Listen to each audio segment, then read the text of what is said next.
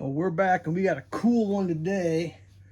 We got a Ferrari 250 Testa Rossa. Testa Rossa from 1957. Look at this thing. Another Burago. And this is like quintessential Burago because if you look at that steering wheel right there, you'll notice the Ferrari logo is crooked. Absolutely top tier Burago application of decals. I try to figure out where this thing's from. I think maybe this is from like the early 80s production of the model. I'm having a hard time figuring all that out. Found a couple collector sites and things, but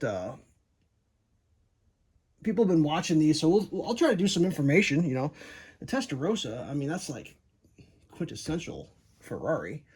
They made these in real life from 57 to 61. It was introduced at the end of the 57 racing season in response to rule changes that enforced a maximum engine displacement of 3 liters for the 24-hour Le Mans World Series. Let's see what she's got under the hood. Open says me. Oh! Hey, come on now. Is that going to stay open? A little spring-loaded action there. Oh, man. 1, 2, 3, 4, 5, 6. That's 12 something in there. That's 12 choochins. Choot, choot, choot, choot, choot, choot, choot, choot. Obviously, in this model, they didn't. Let's zoom this out a little bit. No paint under the hood. That's standard for Burago. Doors, man, got a little paint on that one. A little less paint on that one. We got a hood back here too that opens up. Spare tire and all that jazz. We will raise the camera after a bit here and get a higher shot of it. I guess I could tip it right now a little bit. Maybe pull a little closer in, get some details. We got a nice radiator port there for the cooling effect. Covers on the headlights. Let's see what else this thing's got going on. The 250 TR was closely related to early Ferrari sports cars. Many components with the 250 models and the 500 TR. Yeah, other 250 models. Yep. What else we got here?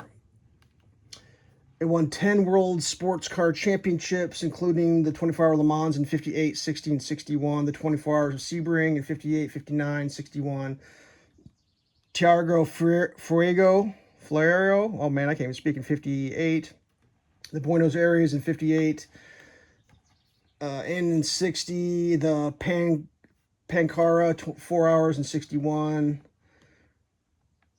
and led to the World Sports Car Championship constructors titles for Ferrari in 58, 60, and 61. So pretty iconic when it comes to sweet race cars. Now, I'm not saying that Ford came out with a vehicle that dusted this thing, but you know, that may have happened. So in the details, we've got, you know, obviously the crooked emblem, but we got some gauges. We got some pedals down in there. It looks like they actually gave it close to 3 pedals. It's kind of 1 pedal molded into 3, but technically there's 3. This car was driven so hard the stick shift unfortunately has been snapped off. That is a terrible tragedy, and I apologize for that. I didn't do it, but it got done. These hood bonnet things, they rotate. What else we got here? I'm not going to read this whole thing. Is there anything else like super cool? Let's like talk about the engine maybe. It was based on the 3-liter V12 used in the 250 GT road and racing cars. The engineers made several modifications. Starting point was a 53 style cylinder block with overall capacity of 2,953 cc's, a 37 millimeter bore, and a 58.8 millimeter stroke. 2 6-barrel Weber 38 DNC carburetors. Yeah, I mean, I could read this thing forever. Something that's interesting, let's look at the bottom. 1/18. For some reason in these videos I've been posting, I cannot say 1/18 without saying 1/8. So there I went ahead and said it once. Model 3007, 250 Testa Rossa 1957. Yep. Pretty cool, like details underneath here. You got a radiator. I don't know, does the radiator show from above? Oh, I got the clips on. I mean, you can kind of see the radiator in there, but you can really see it from below. That's pretty sweet on the details, I guess. I could do some door open. Let's go back down a little bit. I think the lower shots actually look pretty cool on this thing. Sorry for filming all the complete messy background action, but you know, sometimes you get the messy background when you're filming the background action. I mean,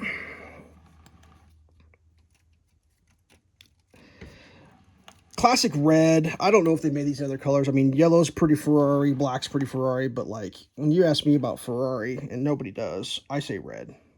Oh, forgot to dust the exhaust ports. Don't look at those. They do have the we have different tires on here. These are not Dunlops. These are, what do they say? Engelbert 6x16s. So far I think everything was Dunlap from the on these Buragos. I'm saying that right. I'm trying to get to like the right thing here to like figure out what I'm doing. Sorry. The production values on this series are exactly what you just paid for. There were different variations I was reading. There was one, and this also has the steering wheel that, oh man, the steering isn't very good. Steering wheel moves with the tires, but the tires don't seem to be moving very much on this particular model. I guess it's designed to go fast in a straight line, so whatever. I'm not sure why my drafting machine's showing in the background and my encyclopedias, but apparently today we're getting drafting machines and encyclopedias. So yeah, I mean, these lines, this shape, that kind of, it's definitely period correct. I mean, that was a lot of cool stuff getting shaped like that back in them days. But yeah, I don't know, I may have gone too long on this one, but that's pretty cool little model there.